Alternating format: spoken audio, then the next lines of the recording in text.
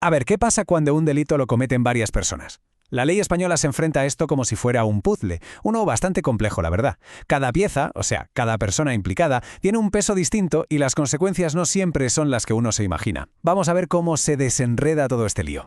Pensemos en el típico atraco de película. Está el cerebro, que lo planea todo desde un sofá. El que entra con el arma, la persona que sabe cómo desactivar la alarma y el que espera en el coche con el motor en marcha. La pregunta es, ¿responden todos por igual? Pues la respuesta, según el Código Penal, es un depende como una catedral. Y entender ese depende es justo lo que vamos a hacer. Venga, esta es la hoja de ruta. Primero vamos a distinguir los papeles principales. Luego nos meteremos en lo que de verdad inclina la balanza para un juez, si la ayuda que se prestó era fundamental o no. Después veremos algo súper interesante, cómo las circunstancias de una persona pueden salpicar a las demás. Y cerraremos con un par de casos especiales. Muy bien, entramos en materia. Lo primerísimo que hace la ley para poner orden en este caos es dividir a todos los implicados en dos grandes grupos. Porque claro, no es lo mismo ser el que dispara el arma que el que simplemente le dice dónde comprarla. O sea, para que nos entendamos, tenemos a los autores, que son el corazón del delito, los protagonistas, y luego están los partícipes, que serían como los actores secundarios, los que ayudan desde la barrera. Como vamos a ver, la línea que los separa a veces es muy delgada, pero estar a un lado u otro cambia la pena por completo. El concepto clave aquí es el dominio del hecho. Suena un poco técnico, pero la idea es sencilla. Es autor quien tiene el control, quien puede decidir si el delito sigue adelante, si se para, cómo se hace. En resumen, quién tiene las riendas. Pero bueno, ¿quién entra exactamente en esta categoría? Pues mira, tenemos tres tipos básicos. El autor inmediato es el clásico lo hice yo solo. Luego están los coautores, que actúan como un equipo, un plan común, todos a una. Y quizá el más curioso es el autor mediato. Este es el titiritero, el que mueve los hilos usando a otra persona, que a veces ni siquiera sabe que está cometiendo un delito, para que haga el trabajo socio. Y ojo, porque aquí viene una de las grandes claves de todo esto. Hay dos figuras que, aunque técnicamente no ejecutan el delito, la ley las considera tan importantes que las castiga igual que al autor. Hablamos del inductor, que es quien te mete la idea en la cabeza, y del cooperador necesario, cuya ayuda es, como dice el nombre, vital. Venga, vamos ahora al meollo de la cuestión, a esa diferencia que puede suponer pasar 10 años en prisión o solo 2. Todo se reduce a una pregunta. ¿La ayuda que prestaste fue de verdad importante? Pues no, para nada. El Código Penal es muy claro a la hora de separar la paja del grano. No es lo mismo una ayudita que simplemente facilita las cosas que una ayuda sin la cual el delito simplemente no se habría podido cometer. Y ahí, en esa distinción, está el quid de la cuestión. Fijaos bien en la pantalla, porque esto lo resume todo. El cooperador necesario es como el engranaje clave de una máquina. Si lo quitas, el mecanismo se para. Su papel es indispensable. En cambio, el cómplice es como el aceite que engrasa esa máquina. Sí, ayuda, hace que todo vaya más fluido, pero la máquina podría haber funcionado sin él. Y esa diferencia, claro, se nota muchísimo en la pena.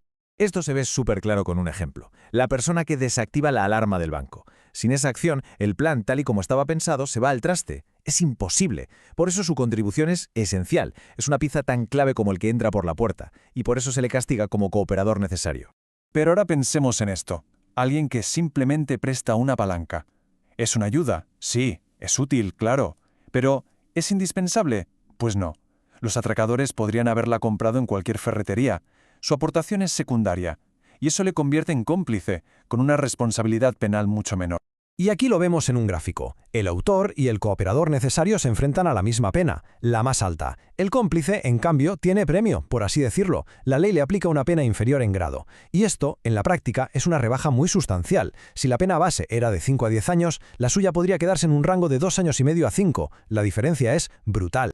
Vale, ya tenemos los roles definidos, pero ¿y qué pasa con los detalles? Por ejemplo, si uno de los ladrones es reincidente o si actúan de noche para que sea más fácil, ¿esas circunstancias afectan a todos por igual? ¿Lo de uno salpica a los demás?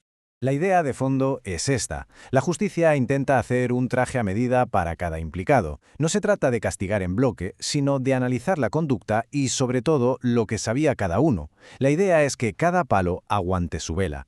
Y la norma principal está aquí en el artículo 65. Las circunstancias personales, como ser reincidente o actuar por dinero, son intransferibles, son como una mochila que lleva cada uno y no se puede compartir. En cambio, las que tienen que ver con cómo se comete el delito, usar un disfraz o actuar con alevosía, o sea, a traición, esas sí se pueden contagiar. Pero, y esto es clave, solo aquellos que sabían que se iban a usar. El ejemplo del sicario es perfecto para entenderlo. El conductor que le ayuda a escapar responderá por la alevosía, por la forma en que se ha cometido el asesinato, siempre que supiera que iba a ser a traición. Pero la motivación personal del sicario, que es el dinero que le han pagado, eso es solo suyo. La ley separa muy bien el cómo del por qué de cada uno. Y ya para ir acabando, vamos a echar un vistazo muy rápido a cómo funcionan estas reglas en situaciones un poco más particulares, donde los papeles no están tan claros como en un atraco. La ley, como vemos, se adapta. Por ejemplo, en los delitos que solo pueden cometer ciertas personas, como un funcionario, hay fórmulas para poder castigar también a los que ayudan desde fuera. Y en el caso de delitos en medios de comunicación, se crea una especie de jerarquía de responsabilidad para asegurar que alguien responda, pero sin meter en la cárcel a toda la redacción de un periódico. Si nos tenemos que quedar con una sola idea de todo esto, que sea esta. En un delito con varios culpables no hay recetas mágicas. Un tribunal tiene que ponerse la lupa y examinar qué hizo exactamente cada persona, qué sabía y cómo de importante fue lo que hizo. Es la única manera de que la sentencia sea justa de verdad. Y para terminar, ahí queda una pregunta para darle vueltas. ¿Cómo se aplican estos conceptos, que nacieron en un mundo analógico, a un fraude masivo por Internet? A un delito donde el cooperador necesario puede ser un programa informático, y hay miles de cómplices que ni se conocen entre ellos. La respuesta a eso, seguramente, definirá el futuro del derecho penal. Muchas gracias por la atención.